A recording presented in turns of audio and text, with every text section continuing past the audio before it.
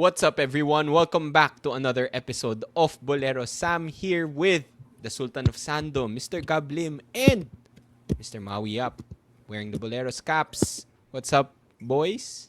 I just want to take a moment of silence, guys, for the Los Angeles Lakers. I believe the Season season is is over. the season is done. Oh my God. It was a good month for Luka Doncic and our Lakers, but wala na. What I'm so depressed. Yun lang masasabi ko. I watched them a while ago against the Thunder and I'm so depressed. And they were fighting and they have no hope. Nag-aaway na sila no? A moment of silence. Gab, alam mong malungkot na kasi dun sa chat natin, sa barkada chat natin, wala nang nag-update about the Lakers. Wala na nanonood, diba? Wala nang parang, LeBron! Luka! Wala nang ganun. Ronnie, it's your time! Woohoo! Alam mong malungkot. Kahit si JJ Redick, nagwawala na sa press con. Ganun kasama na. Exactly. Yeah, You know it's it's bad. Lost season. So sad, huh? Lost season Sayang, after sayang. such a Malas Pinaasa talaga tayo nila. ulit Pinaasa. Anyway, let's not talk about that. Maybe let's talk about it on another episode. Kailangan natin i-process yung sadness, and maybe we can talk about the NBA playoffs, the upcoming NBA playoffs. Comment down below if you want an episode like that. We can do that. But for today, it's part 3 of our series of episodes talking about the top 25 players in the last 25 years or seasons. So, if you haven't yet, please watch part 1 and part 2 where we went through the list from player number 25 all the way to player number 6. So, part 3, this is the last part. We're going to talk about the top 5 players on our list, and perhaps we'll briefly discuss some of the snubs. There will definitely be snubs. Wala 25 lang yung pwede natin piliin So it's gonna be some tough decisions were made. For those of you following, again, people that are commenting about their top players, comment down below your reactions to our top 5 players. Just a brief recap. The way we pick the players, we judged them based on skill, team impact, and also just ano nga ba yung third? How we sort of remembered them, impact nila overall. historical impact. Historical Team impact, performance, yun yung and individual performance. and individual performance. Okay? So, list master, the only guy who knows who the final list, Mr. Sultan of Sando. Take it away. Okay, if you didn't catch our last episode, essentially we had a run of Lasalians from 9 all the way to 6. It was all Lasalians, ended with Ben and Bala at 6. But now we're gonna break that trend because at number 5 we have Manong Kiefer Ravena making it to our top 5, and I think this is well deserved. He wasn't called the Phenom for nothing. 2-time MVP, Rookie of the Year, scoring champion for his 2 MVP seasons, I think.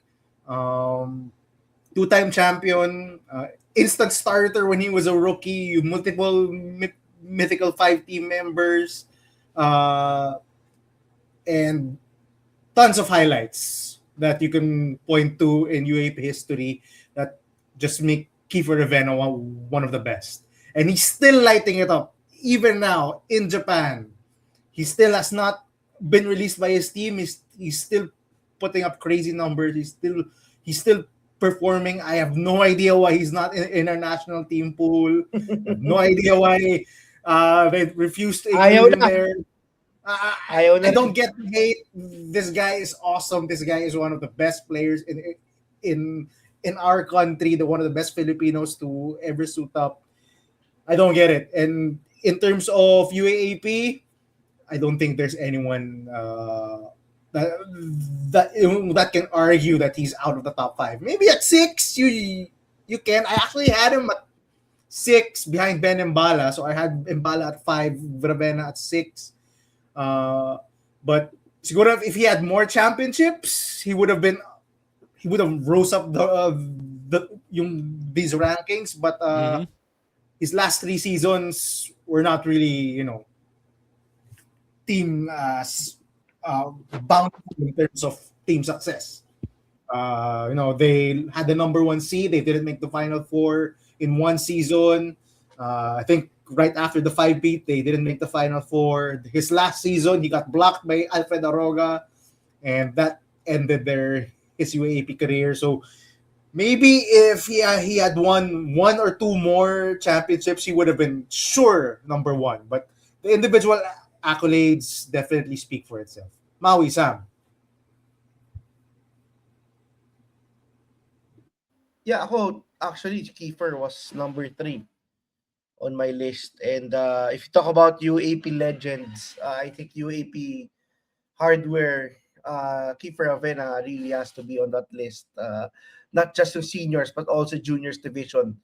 He was a two-time finals MVP in the juniors division, 3 championships, I think, in the juniors division, and a couple of mythical team members. But yung stint niya with the seniors team, with the seniors team was really crazy because I remember back then, di ba, Ateneo was a powerhouse, and yet this guy was one of the most important players on that 2 championships, despite being a rookie and the sophomore during that season. I remember his first game in the UAAP, scored 0 points, and You know, everybody everyone was I going remember that crazy. everybody against was Adamson. saying everybody was saying this guy is overrated, this guy will not be good in the seniors division. And I remember this vividly. Second game against LaSalle went bonkers, scoring I think 20 points in the first half. I was going so crazy that my mom had to pull me and stop me from taunting the guy in front of me from LaSalle. I can't forget that experience because this guy was calling Toxic fan ka pala eh. Kiefer toxic fan. This guy was yelling overrated when Kiefer was entering the game, and he was proven wrong. All of us were proven wrong. He earned 2 MVPs in the UAAP Seniors Division, 3 mythical team members, Rookie of the Year, and Gabby's right. This guy was called the Phenom for a reason. He was MVP when players like Bobby Ray Parks, players like Terence Romeo were playing the UAAP, and I think his career has become underrated because of all the scandals in Gilas, because people decided to mark this guy as a scapegoat, which I still can't believe to this day. Because if you ask me during the World Cup here in the Philippines, I thought that he was the best point guard.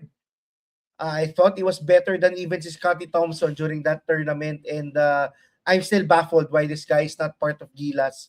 He's had such a brilliant career, and I'm happy because he's breaking out this season in Japan, in the Japan B League. After a few seasons of maybe testing the waters, is finally breaking out and becoming a very good player also in Japan. And siguro if there was one thing that I regret with Kiefer, it was him getting that 18-month suspension from PEDs. I think that really delayed his move to the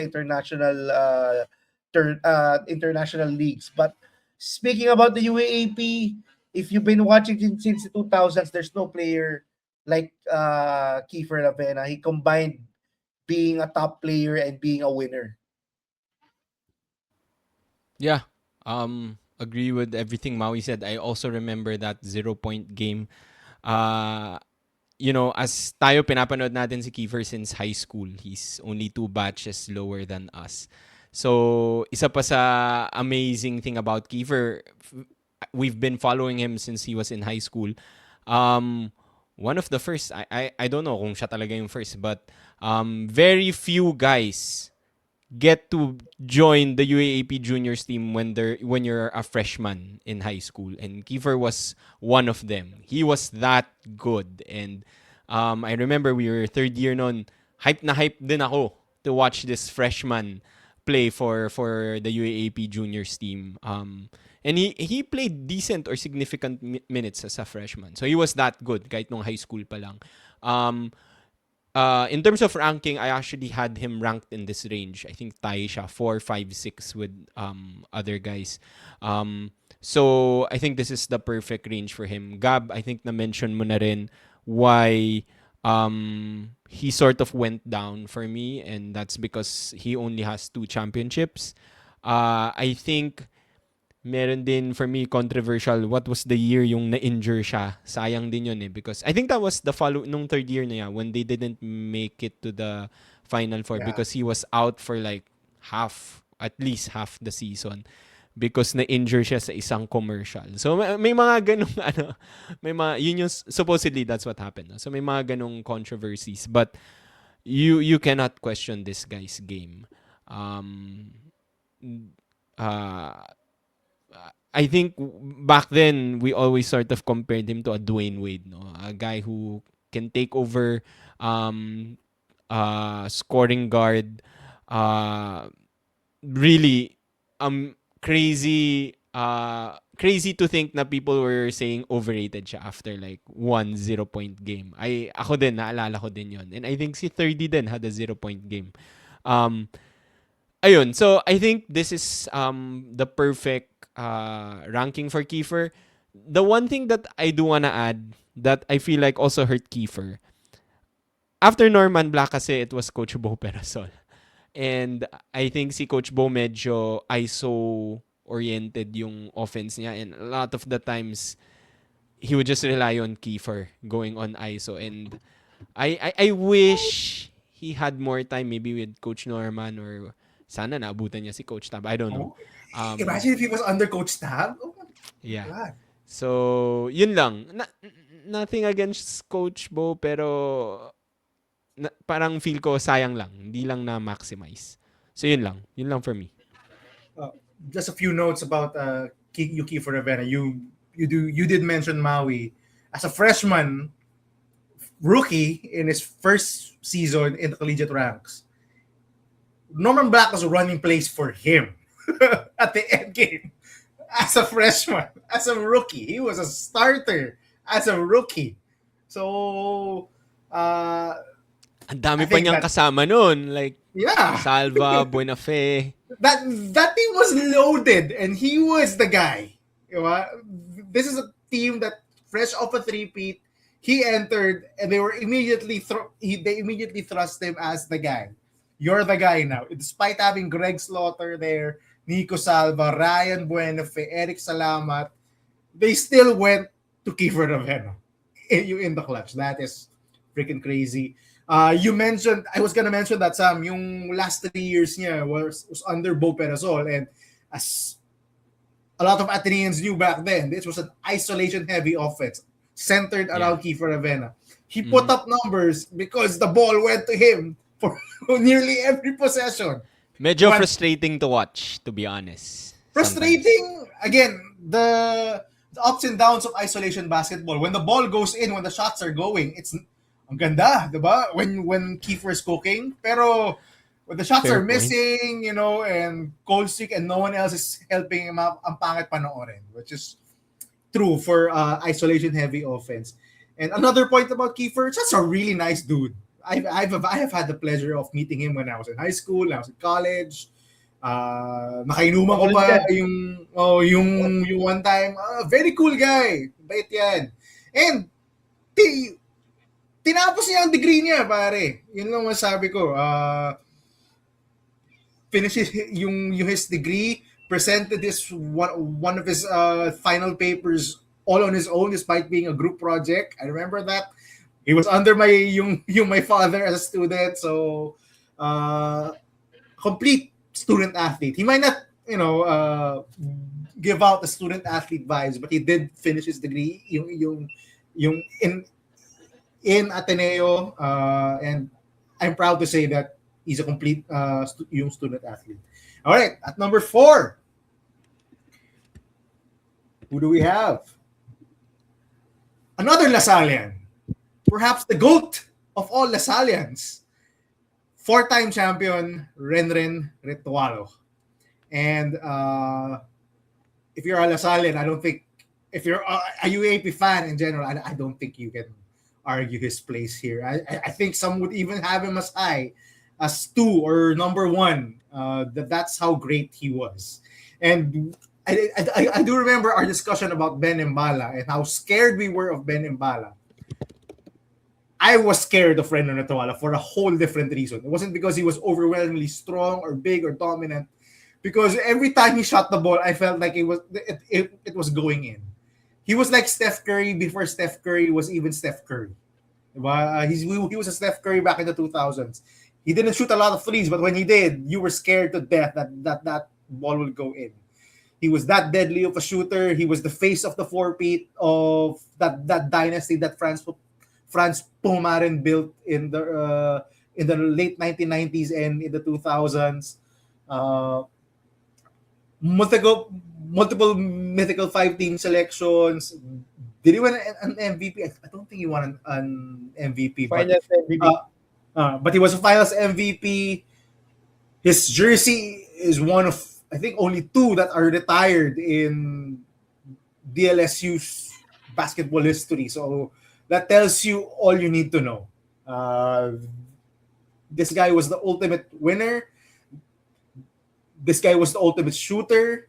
And one of the greats of the De La Salle Green Archers. So, Renan Ritualo. Sammy, Maui, I'm sure you watched Ren when you were a kid multiple times. And I'm sure the feeling is mutual when we say that nakakatakot tong player na to na to yung to watch against. Yeah, I ranked him at number 5, and I think Gab talked about it. If there's one player na nakakatakot in the UAAP that's not playing center, it has to be Renan Etwalo. And grabe, because if si Casio lang inabutan mo, there's a reason why a lot of people are comparing you to this great, di ba? Si Renan Etwalo, despite only playing 2 seasons in the 2000, in our 25 years, I would rank him this high out of respect. Diba? Gab mentioned he's only one of a handful of players to be retired by LaSalle. And in this list, if you watch all 3 episodes, you know that there are so many LaSallians on this list because LaSalle was such a powerhouse, especially in the early 2000s. And the fact that only Retwalo is the only one that was retired speaks volumes. And if there was a UAAP player na may swag, it has to be Renan Retwalo. Kahit yung interviews na post-UAAP career, post-basketball career, nandun pa rin yung yabang and swag. He is basically what LaSalle is. Maangas na magaling, di ba? And then, you're right, Gab. Renan Retwalo was actually one of the first players that maybe I idolized outside of Ateneo when I started watching basketball. And that's how crazy he was. And that's how good he was. And I don't think teams expected to beat LaSalle during that latter part of that 4-peat. And the fact that he was a 4-time mythical team member, I think is, despite having that strong of a team, shows you that Renan Tualo was really the cornerstone of those teams. And they struggled. They lost the title the first year he was out.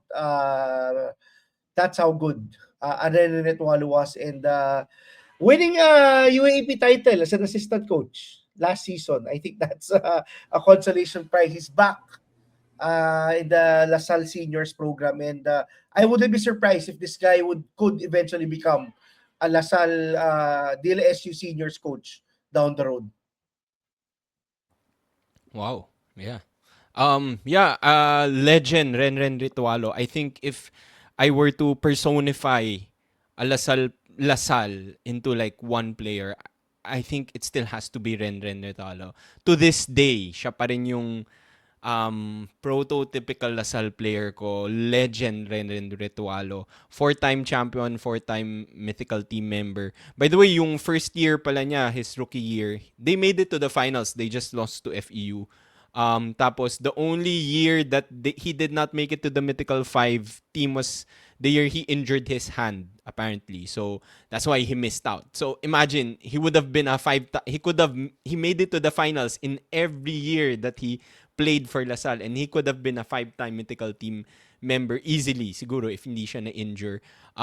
What I love about Renren Ritualo is may swag siya, may angas siya, but he's not like annoying like a Ryan Aranya or like a Rico Meyerhoff or ganung level, Joseph 'di ba? Yo. Or a Joseph Yo, yeah. So that's why sa akin he's the perfect mix of a Lasal player eh. Yung may angas, may swag, but he's so damn good. Yun lang ang masasabi ko. Yung ang ganda nung comparison mo kanina, Gab, with like the Steph May Curry before karapatan. Steph Curry. Oh, may karapatan talaga, may karapatan. Because every time he got the ball from behind the three, you know it's going in. Kinakabahan na ako, natatakot na ako because you know it's going in. And I love that he didn't come from Lasal nung high school, San Beda siya nung high school, but I love that he's been part of this Lasal community ever since, all throughout, diba? And full circle moment siya because you guys mentioned, he's an assistant coach for Lasal. Well, they won the championship, but I think they still need to work on the free throws for this coming Oy, si season. Mike Phillips hit his free throws in game 3. When it mattered, When yeah. it mattered. So I really love seeing Coach Renren on the Lasal bench last season, and I think Maui's right. He wouldn't be surprised if he becomes the head coach one day. Agree with this listing 100%. I had him number 4. He was tied with Kiefer, but I specifically put him above Kiefer because of the accolades. Just one final note on Renren. If you want to look for a textbook shooting form, just watch his highlights. Yun talaga, textbook L, hand support, ganda. Ang ganda. One of the best shooting forms you could ever see in Philippine basketball. Okay, at number 3. I wish I wish si Renren played in this era. Can you imagine? Oh, man, Diba? he would average 20 easily. You know, with the amount of threes that teams take, because he wasn't just a shooter, Sam. You know, kay Renren, he could also make plays for himself. He wasn't just a shooter. So, I think he's known more as a dead-eye shooter, but he was more than that. He was definitely just more. He was a pure scorer. So, And perfect for Gilas. Perfect for Gilas. exactly. I think he made the national team a couple of times also. So, Yeah, at least once for sure, yeah. May rumors pa yan because I think in one game he exploded, hit so many threes that the NBA is knocking on his door. Malano, Johnny rumors. Abarientos. well, if you're shooting that well, dapat lang. Anyway, at number 3, we have, I think, Maui and Sam's GOAT of FSAs. I still have Benimbala, yung, by the way. Ange Kwame at number 3. And again, if you're talking about FSAs, the current barometer, if you want to put anyone against any good FSA against someone, it's Ange Kwame. I remember watching him in the preseason and Phil Oil in the San Juan Arena, the San Juan Phil Oil Arena. It was first game for Ateneo, and when I watched him, and it was coming off our first championship against in Coach Tab's yung first championship, and I told the friend I was watching with, "Pili ka mag-champion tayo ulit." Si Ange Kwame naglalaro as an FSA because he was already good. He was still skinny. He was still, had some, he was a baby faced, yung wala pa siyang balbas noon. Pero you could tell that this guy was skilled and he was really good. He was dunking all over the place. He was blocking shots everywhere. You could see his strength right there and then as a rookie was his defense. His defensive instincts were out of this world. Yung as a big guy, he didn't get beat off the dribble by guards. He could protect the rim with the best of them. There's a reason Ateneo, I think, was a number 1 defense for three consecutive years just because of Ange Kwame. And this guy, ultimate winner, capped off by that championship in season 85 where he carried Ateneo in that fourth quarter against the UP Fighting Maroons. You watch the Yung highlights nag-bomb of knee. that. Diba? Yung on a bomb knee, you watch the highlights. UP was making its run, and every UP basket was answered by an Ange Kwame basket. Whether it was a putback over James Spencer, a three over Malik Diouf, an end one of another putback. It was an Ange Kwame masterclass in game 3 of season 85. 3 championships. This guy definitely belongs in the top 5, and I think a lot of people have him as the GOAT of all FSAs. Sammy, Maui, I think you both of you had him in your top 5. So, ano muna Go, sa... Maui. Ako. Okay. Yeah. Okay. Ako. Quick lang. Yeah, I had him in my top 3, si Ange Kwame. I actually had him number 2 on my list. But 3 is understandable. So okay na sa akin yung number 3. He is my GOAT FSA. I think impact wise then historical impact nandun yun because I think before Ange Kwame, yung mga quality of FSAs were okay, from bad to okay, if you ask me.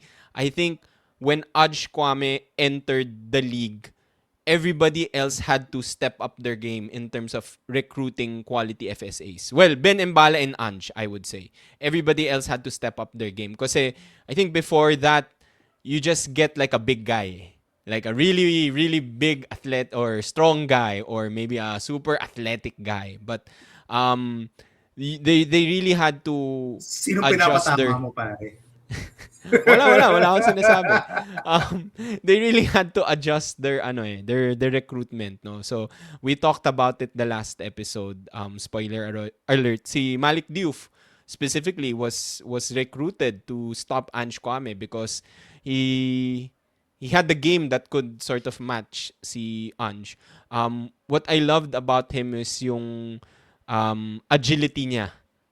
Sabi mo nga, Gab, you could not beat him off the dribble and he could just easily block your shots, no. So he came in the league as a defensive big, and that's what I really loved about him. And then eventually you can see yung improvements. He got bigger, he developed yung touch niya around the rim. He's not that bad. He's not a bad free throw shooter. Eventually started shooting 3-pointers also. So that's what I love about Ange. Like, he developed his game as he went along. I do remember etong si Ange, ilang years in the making din to. I'm not sure about the others, but like, I know in the Ateneo circle, before Ange, we had Chibueze Ike. And nothing against Chibueze Ike. He was bad for the first few years. He was only really, really good or solid nung last year niya, nung nag-champion siya. So, yung bad years ni Ike was frustrating, but dun sa mga inner circles ng Ateneo, may whispers na abangan mo yung high school player na tinatago nila na papalit kay Ike. Sobrang galing. Ganyan. May ganong whispers na, and we were so hyped. I remember my dad and I, we were so hyped. Parang, kailan ba dadating yung yung FSA na yon? So, finally, when I saw him sa Phil Oil, yung kwento mo nga, Gab, parang, okay, we're gonna repeat because you essentially have the same team, but you replace Chibueze Ike with this guy. And so I was so hyped. I was so excited. Love Ange Kwame. I think if you just look at the accolades, yung niya, achievements niya, 1 MVP, 1 Finals MVP. It's tough kasi what do you call this? Playing for a tab team, you don't really score a lot. And back then, Ateneo was like, 13-1 one season. They swept one season. So most of the time, may garbage time din yan. So he didn't get a lot of like mythical team selections or like MVPs. But you knew he was the best big or FSA or player out there. Yeah, I had Kwame as my number 4. sa list ko. And ang ganda ng story ni Kwame kasi talagang ground zero. Ateneo recruited him before college. I think he trained for 2 to 3 seasons from high school and college. Even playing in Team B, I think it's first year in college. And eventually became a monster. A defensive menace. I think the best defensive big man of our generation. If you talk about Ben Mbala being the most dominant on offense, Ange Kwame was definitely the most dominant on defense. And I think that's where really Ateneo had its big advantage during the early era of Tab Baldwin. And player development, I think that's where Coach Tab really did a good job early on also. Putting up that lineup that was unstoppable. Eventually having a 30-game win streak. And si Kwame played a big part. And I'm grateful for Ange for still returning for season 85. He could have gone pro, I think, as early as season 82. And still decided to try to get that revenge championship over UP after just a few months. And this guy should have been awarded more MVPs, should have been awarded more mythical team selections. I think the UAAP started to be strict with mythical team selections also, allowing only one FSA to be part of the list. I think that limited him from getting more mythical team awards. But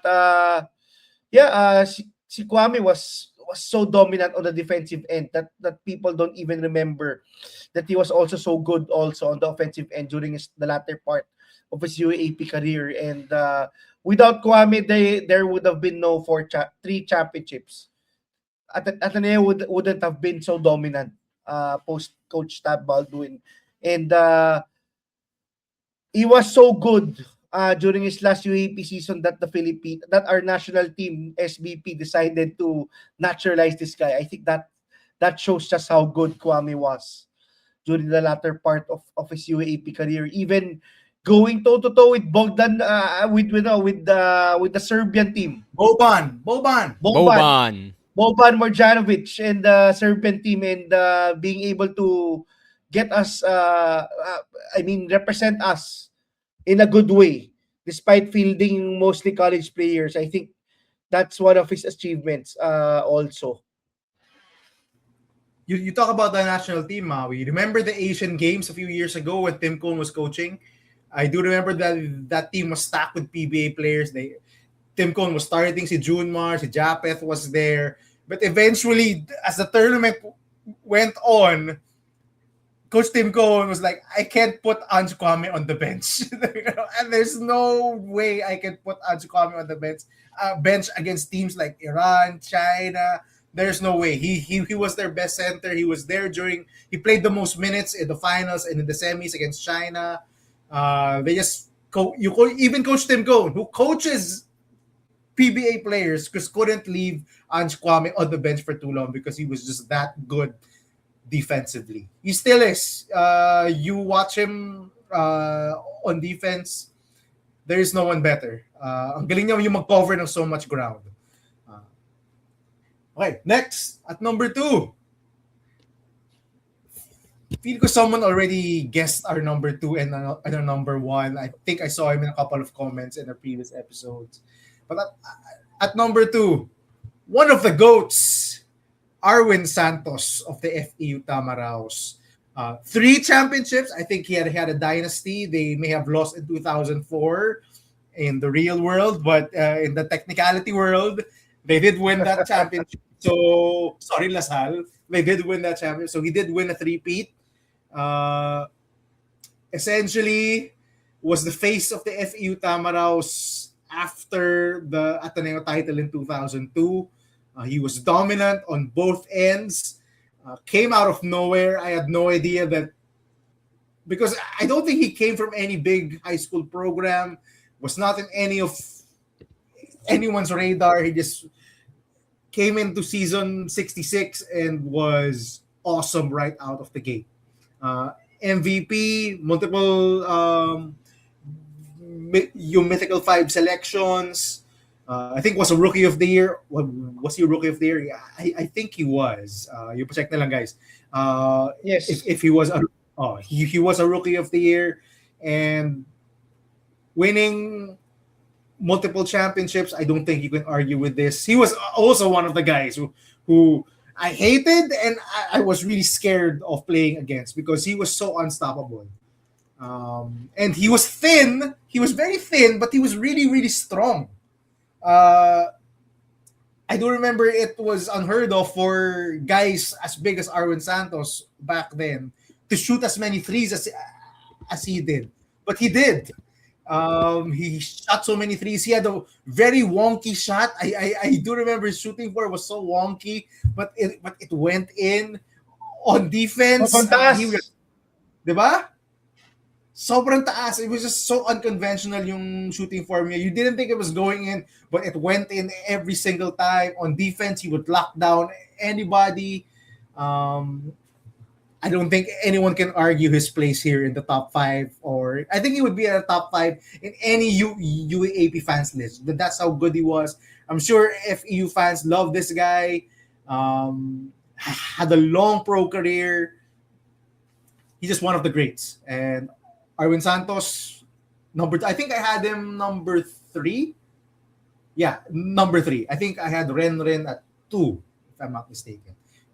Maui, you were able to watch Arwin, so I'm sure you had the same reaction as me whenever you would watch this guy. Rizal Coliseum vibes pa to si Arwin Santos and Blue Eagle Gym. I think he had, I can't recall if Blue Eagle Gym or Rizal Coliseum yung game na pinanood ko that he was hitting so many threes against Ateneo. And everybody was so in awe. Who's this guy? This was, I think, his rookie season in the UAAP. And I think the main reason why Arwin Santos was so was not really on the radar of a lot of teams is because talagang from rags to riches. I think he was a pedicab driver. He had to stop schooling. I think the only way he was counted was because of Delta Pineda. Diba? He was bringing a lot of players from Pampanga back then. Mm-hmm. And he really relished the opportunity. When he got to the UAAP, he was so good already. A two-way player. I think that's why he was playing in so many dominant teams. He was a two-way player. He was a 3-time UAAP champion, a 2-time season MVP, and a 2-time defensive player. When he won the MVP award, he was also the defensive player of the season. That's how good he was. I didn't even know both ends of the floor. He awarded yung defensive player of the season. That was how good si Arwin Santos was during his UAAP career. And I think yung added versatility of him being able to guard 1 to 5, of him being able to play maybe 2 to 5 also during his UAAP career is way ahead of his time. Maybe sila lang ni Rich Alvarez were the power forwards who were shooting from the outside. And despite being undersized, he had a pretty good PBA career. Despite going up against guys who were 2 to 3 inches taller. And I think yung nickname niya is pretty accurate. The Spider-Man. Because he jumped so high, he was so long, and yung jump shot niya was unblockable because it was so high. And si Arwin Santos is definitely a guy that should be part of a lot of people's top 5 in the 2025s. And sa sobrang galing niya, just imagine, a manager from LaSalle. I'll not name the name because the dad is a friend of my friend. Binatukan siya in a game. That's how good, that's how frustrated people was of how good Arwin Santos was. I think that's one of the YouTube highlights. Sa YouTube yan. Yeah. Sam. Yeah. I'm happy for Arwin. I actually had him, I think, tayo siya eh. So parang naging number 6 siya. So I'm happy he made it to number 2. I think well-deserved tong number 2 rank niya. You talked about all the achievements. Another guy I admired na not from Ateneo, I think this list is perfect because the two guys that I really admired early on that played against Ateneo was Ren Ritualo and Arwin Santos. Both played very modern games. I think Arwin Santos would fit in today's UAAP perfectly. And what I love about Arwin is two-way player din talaga siya. You talk about yung three-point shooting niya, jump shooting niya. Crazy din yung defense niya, yung leaping ability niya. The nickname I also love, I remember it's also because he likes to hang on the rim when he dunks, yung sumasabit siya. So, kaya siya naging Dapat Spider-Man din. tinatawag technical foul, pero hindi Technical, naman siya. automatic. Pag siya hindi tinetechnical eh, 'di ba? Pag yung iba automatic technical eh. So yeah, and I love the attitude. Another guy na I was mayabang, gonna say, may Sam, angas, palaban. you said you admired him. I hated him. Because, yun nga, yung may attitude tong guy May na attitude eh, no? he would trash Nakakainis. talk. Maniniko yan. I do remember 2003 finals. Wesley Gonzalez and him were going at it. And Wesley was one of the dirtier and biggest trash My talkers favorite in the team. Ateneo player Yeah, at but that time.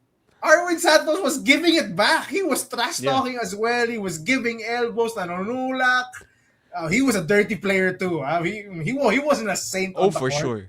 sure. For sure. And sakto yung sinabi mo kanina, Gab. I think you mentioned it. Secretly strong tong guy na to. I think pag Pampanga ka, you're like secretly strong eh. Kasi nandun din si The Beast, Calvin Abueva. So, there must be something in the water in Pampanga. But ganun sila. But yeah, FEU legend Arwin Santos. You deserve number 2. All right, and now it's time to reveal our number 1 player. And I don't think this is gonna be a surprise to the two of you or to a lot of the people who are watching this. It's 30 Ravenna. What else is there to say about the so-called lesser Ravenna, which is crazy because he was, for majority of his life, he was the +1 to his older brother Manong Kiefer Ravenna. I do remember when Kiefer transferred from LaSalle in grade school, 30 Ravenna was the tag-along. Diba? He was like, okay, let's 30, sumama ka na lang sa kuya mo sa Ateneo. And he wasn't highly recruited. He wasn't highly touted even in high school, you know. Hindi siya pasok nung freshman pa lang siya sa AMI. Yung like what you said about Kiefer Ravenna. I watched him when he was a young kid and he didn't have skills at all. He was very raw.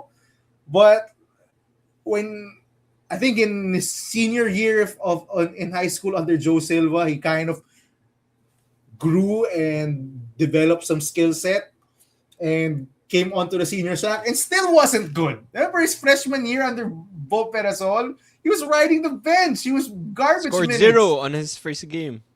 Yeah, scored yung like a typical Ravenna, scoring 0 on your first game. Diba? But yeah, even then when he came on to the seniors ranks, he wasn't a highly touted recruit. He wasn't a top rookie. He wasn't any of those.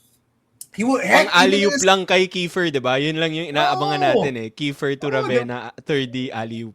Oh, yun lang. Tapos he was put on probation in his sophomore season because bagsak siya. So he didn't play. Came back and was in a pretty awkward situation. I think you would call it that. No, a lot of the rotation players and stars of the previous Bo Perasol teams were gone. He was put into a lineup where majority were bench guys, Matt Nieto, Mike Nieto, Isaac Go, Anton Asisio, all end of the bench dudes. And he was thrust immediately into the main as the star. And we were all doubting. I think a lot of Ateneans and non-Ateneans alike back in season 79 were all doubting whether 30 Ravenna had it in him to be the number 1 option, to be the star of that Ateneo team. And as we said, when we talked about Jeron Teng, as soon as he was thoroughly outplayed by Jeron Teng in the season 79 finals, 30 came back a different beast in season 80. You know, his pictures, His shoulders grew. I don't know what he was taking, what he was drinking. He grew into a different guy. His game changed. He was an unstoppable beast. Not a lot of here's what's impressive with him yung being number one in our list. Not a lot of individual accolades. I think he only made one mythical team. Even when they went 16-0, he didn't two pala, sorry. Even when they went 16-0, he wasn't on the mythical team. Diba? I think that was a kind of an issue, diba? 16-0 and Ateneo, but no one was in the top of statistical points.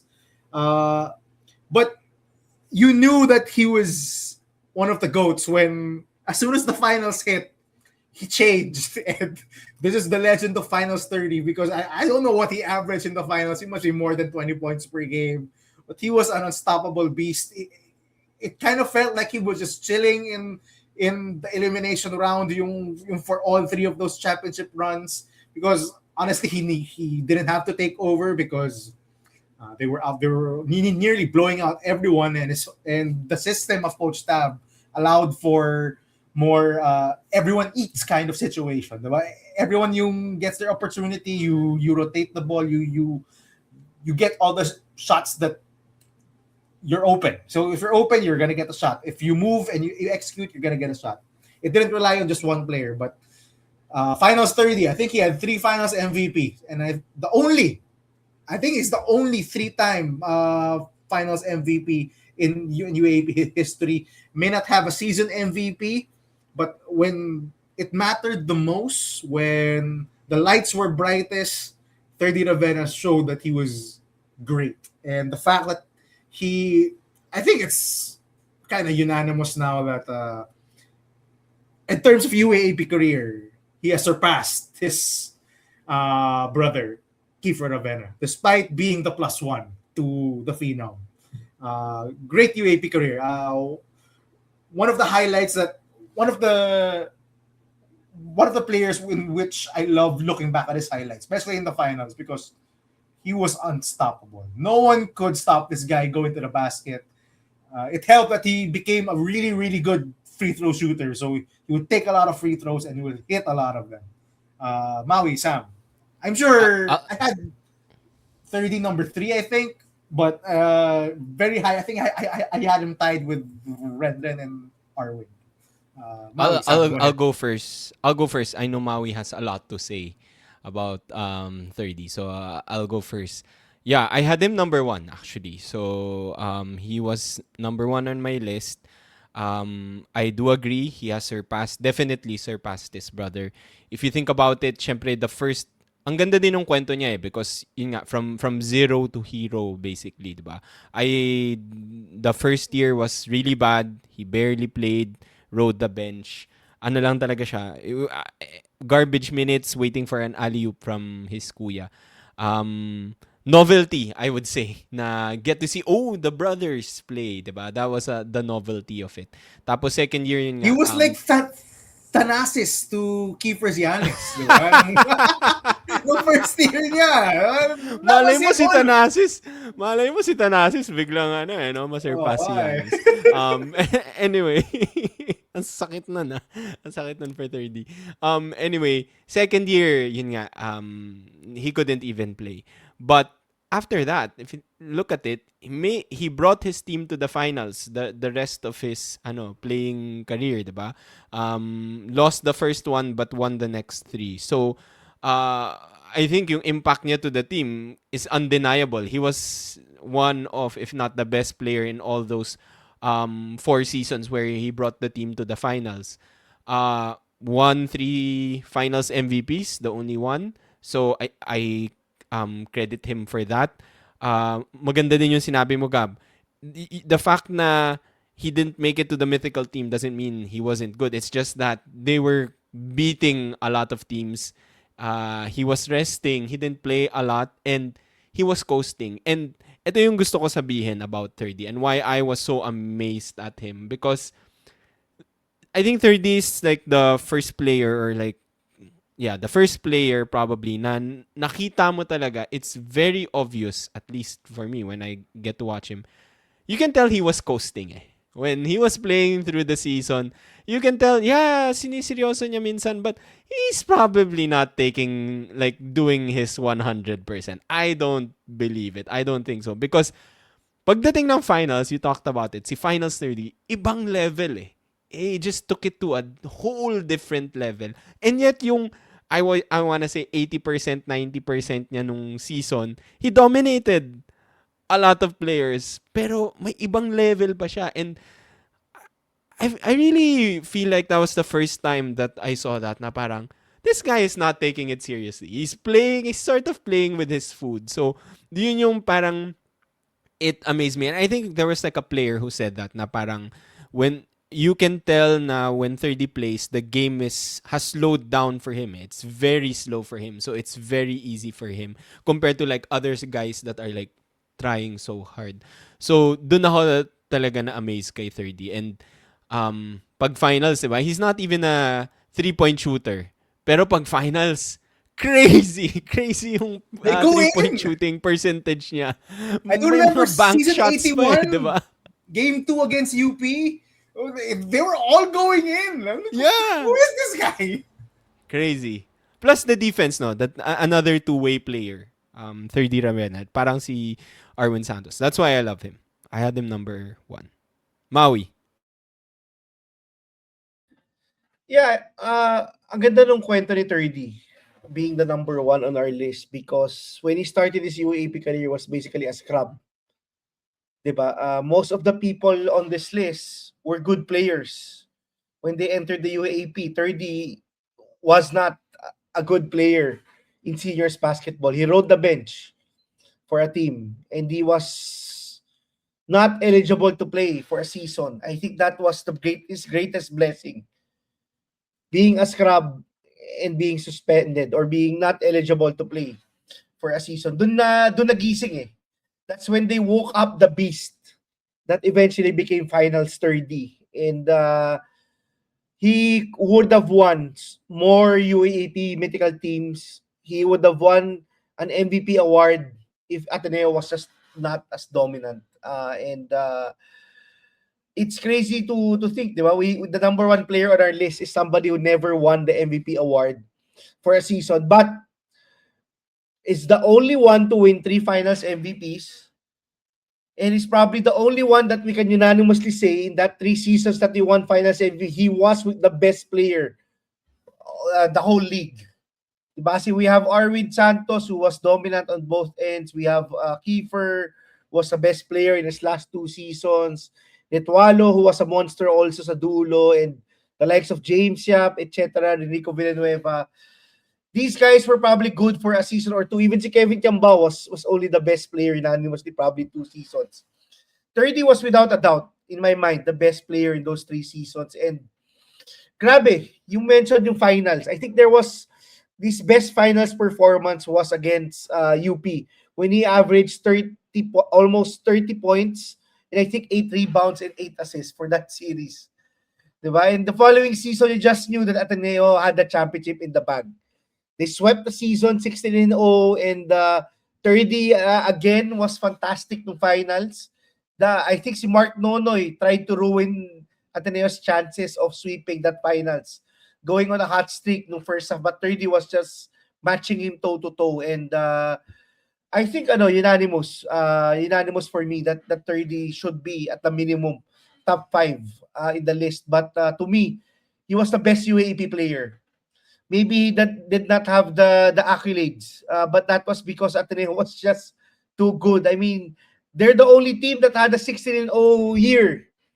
Diba? In I think the Final Four era, they're the only team that swept the season and won the championship. That was how dominant Ateneo was. And talking about how good and dominant 30 was, he's the one that broke barriers. We wouldn't be seeing players in the KBL, in the B League without 30 Ravenna taking that chance. When 30 Ravenna took that chance and still performed, and was, I think, still is one of the longest tenured players in Japan B League as a Filipino, that really set the stage of international teams considering Filipino players.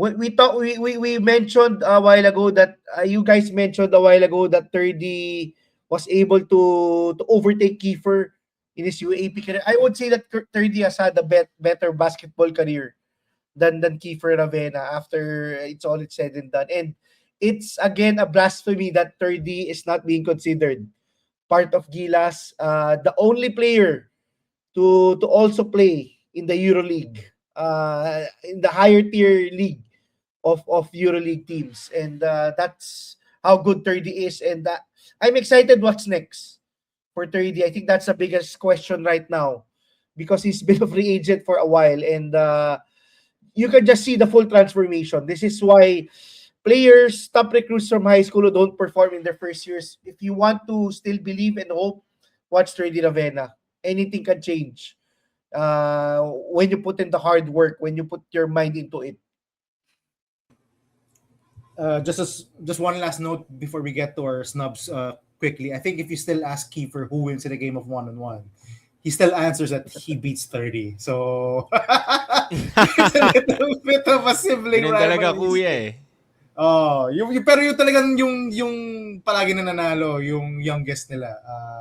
Si Danny Rivera daw yung palagi nananalo. Because they just let her shoot. Daw. Yun sabi ni Kiefer. Okay, let's go quickly to our snubs. There are some wild ones. There's a reason why Enrico Villanueva was so low in the rankings because Sam didn't have him, and Sam had some very questionable snubs, I would have to say. Sam, you picked one GDL over Enrico Villanueva. One GDL. You picked Troy Rosario over Enrico Villanueva and Mac Cardona. Oy, There's, I explained my case. I said Hanapin ka, Enrico. Wag, Raging please, Bull. please. Enrico, Raging Bull, wag. Idol kita. Nandun ka, originally nandun ka sa top 25 ko. But then, puro Atenista and Lasalista na. So, I capped it at 15 players, yung Ateneo and Lasal. So, yun, that was my reason. And, I think yung biggest snubs for me, like, in my list was Enrico and Macmac. I just got them. One GDL, siguro for me, I just wanted to put someone from UP that sort of had a huge historical impact. And I think siya talaga the one that brought UP to the finals for the very first time in a long time. So I gave him bonus points for that, yung historical impact niya. But I think yung biggest, he's not the biggest UP snub. I think the biggest UP snub is Carl Tamayo for me. But the problem with Carl is he only played 2 seasons. So it's hard to put him there with the other guys. Yeah, the reason Carl didn't make it, Sammy, and it's a good thing you mentioned Carl Tamayo. I actually didn't have him in my top 25. Again, you mentioned he only played 2 seasons, was Rookie of the Year once, and you could make a case that when they won the championship, he wasn't really their best player. It was Malik. Yeah. You could point to Malik, you could point to JD Kagulangan who hit the shot. JD's game-winning shot, yung impact niya, mas mataas pa si JD. I think he was UP's best player in season 85 when they were a runner-up, the first runner-up. So, if he could have played more seasons and won more awards, maybe he would have been here. So I didn't put him there.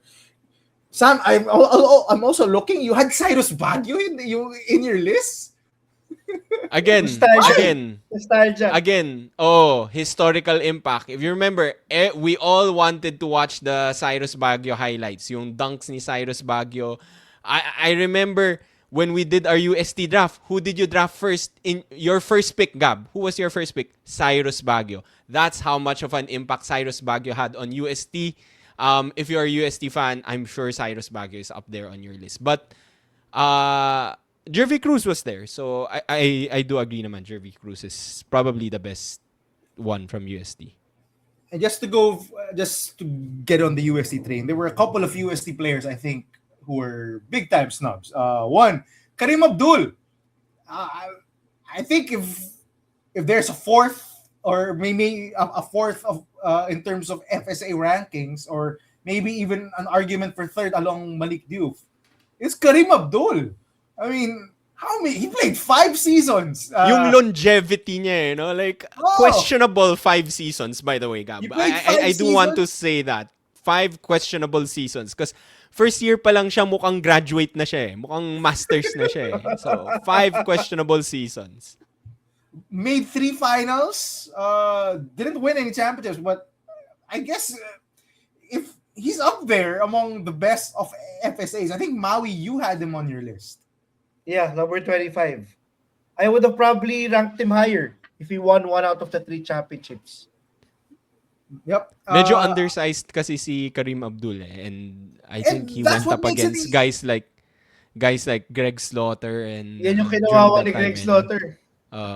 Yun Yeah, yung, but, kaya hindi sila nag-champion. Sayang. I think okay kay Karim Abdul. He was severely undersized as a center, but he still put up big time numbers. I remember we did a ranking of finals series, diba? And I looked back and watched that game, and Karim Abdul was cooking guys like Norbert Torres, Arnold Van Opstal, Jason Perkins. He was putting them to school.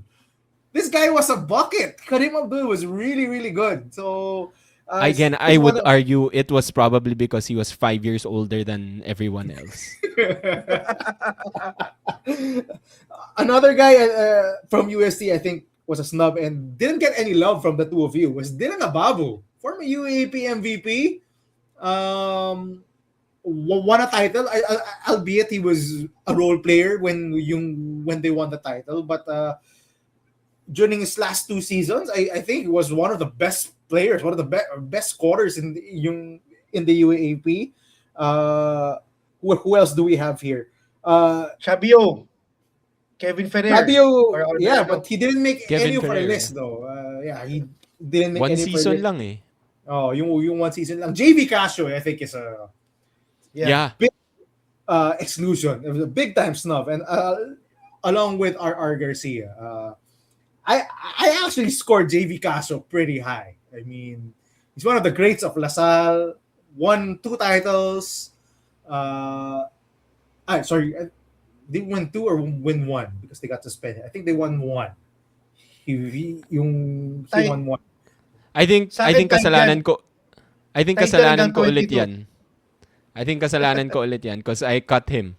Another guy I cut because I capped the Ateneo LaSalle players. Ako si JV was tied hanggang my 22 because my 25 to 22 were all tied. Oh no, 26 since si JV is the 26. Just some other guys who wanted to shout out. R. Garcia. If I had a choice, I would put him over Terence Romeo any day. I would have him over Terence Romeo any day. The problem was, I think yung Terence Romeo had better numbers overall. I think they were very similar players. Both won MVPs. Both played at the same time. But I still think very highly of R. Garcia. I like RR over Terence. It's just parang generally the fans are more excited to watch Terence. Yeah, because I you know guess so. The impact mas may napunta kay Terence. But personally, I agree with you. I like RR over him. Yeah. And we wouldn't have this kind of list if we didn't mention the GOAT, Ryan Buenafe. He has a lot of highlights, a lot of big time shots, but you look at the numbers, they were pedestrian at best. I think he averaged the most when he was a rookie. And that was around 9 points per game. So Robert Ory Award na lang si Ryan Buenafe. He's a guy, I think, historical impact wise, I think it's pretty high. 20. Diba? 20. Historical impact 20. Because he would just he has all of these highlights. There's a reason a lot of people call him the GOAT because during big time moments he would show up. But his numbers kept declining since his rookie season. Not to mention his weight kept decreasing. So may correlation. May correlation. Inverted Pero, correlation. I don't think that's a coincidence. I think it's a pretty true yung correlation. But yeah, he's a guy that his highlights carry him, but the rest I don't think would put him over any of the guys here. But yeah, Alfred Aroga, I think, gets overlooked a lot. I think he carried NU to that championship, to their lone championship. And he was awesome. Has that great highlight of blocking Kiefer Ravena in the Final Four to lead the number 4 NU Bulldogs over the number 1 Ateneo Blue Eagles. He could have an argument as one of the top FSAs. I do. Nakakatakot din si Alfred Aroa. Yeah, he's a guy to play who's against him. big. Yeah. He looked mean also. And that's it. Those were the snubs who didn't make it. Or there was also a Greg Slaughter, but I think Maui, you had him on your list, but Kulang. kulang eh. He only played 2 years, and if you compare it with someone who also played 2 years like Ben Imbala, I think mas may edge si Ben over Greg Slaughter. But that's it. You tell us who else should have been a snub. An honorable mention. That's it for our 25 for 25. I hope you guys enjoyed the 3-episode mini-series that we did. Tell us who you think should be on the top 25 list. I did see January Pasaol, you made it to someone's top 25, and I couldn't give it to someone who's still playing. Hadn't made the playoffs. Yeah. He made the Hadn't Final made the Four. playoffs. Yeah. But I think that's fair, no? I think marami din dito that didn't make it, that could make it maybe in the future, who are still playing. Like guys like sina Jacob Cortez. Maybe. We'll see. Depende. Chris Chu was someone that I think, Sammy, he made your list. I think he made it to mine, yeah. So shout out to Chris Chu. But yeah, that's it. Thank you all for watching. And again, watch out for upcoming content. We are covering the NSAC, the collegiate campus tour. We'll be talking about that. The Asia Basket. Yung by Asia Basket, shout out to Asia Basket. We might be doing a preview episode upcoming. So thank you, everyone. Bye-bye.